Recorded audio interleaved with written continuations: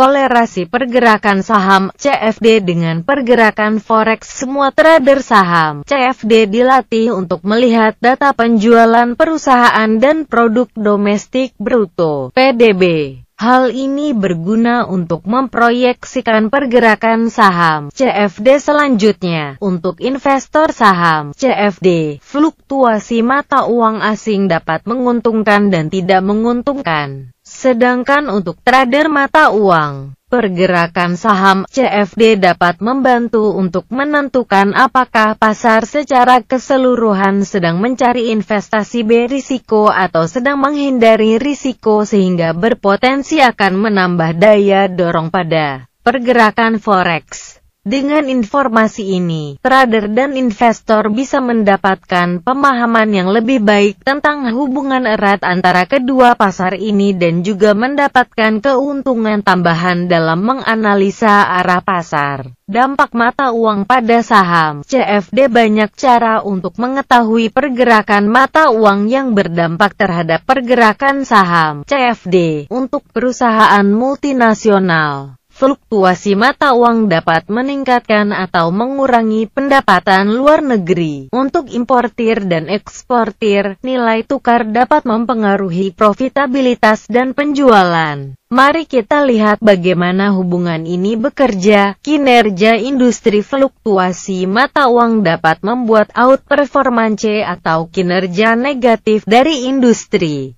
Pabrik pesawat Boeing dan Airbus yang berbasis di Perancis merupakan perusahaan yang menyadari perbedaan profitabilitas antara tahun 2006 dan 2007 ketika euro dihargai 20% terhadap $1 dolar. Boeing, produsen pesawat yang berbasis di AS, mendapat peningkatan tajam dalam pesanan untuk Dreamliner Jet ketika ada pergeseran penting dalam bunga setelah euro naik 1,18-1,42.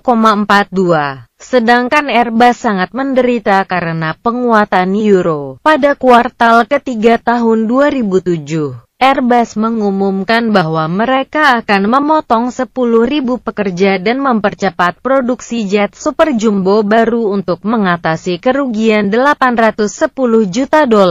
Dampak saham CFD pada mata uang. Hubungan kuat antara saham CFD dan mata uang adalah hubungan antara carry trades dan pergerakan Dow Jones. Pada tahun 2007, Anda dapat melihat banyak pasangan mata uang dapat dikategorikan carry trades. Yang paling populer ini adalah dolar Selandia Baru dan dolar Australia yang dipasangkan terhadap mata uang yen Jepang. Dengan tingkat suku bunga di kisaran jam 1 dini hari kurang 10 menit basis point pada tahun 2007, mata uang yen menjadi kendaraan bagi dana murah, yang dipergunakan untuk mendapatkan keuntungan yang tidak hanya untuk investasi dalam mata uang berimbal hasil lebih tinggi tapi juga untuk investasi saham CFD. Ketika indeks Dow Jones bergerak, cenderung mencerminkan kemauan yang tumbuh dari trader dan investor untuk mengambil risiko. Itulah sebabnya mengapa indeks Dow Jones dan carry trade adalah ukuran risiko yang dilakukan oleh para pelaku pasar.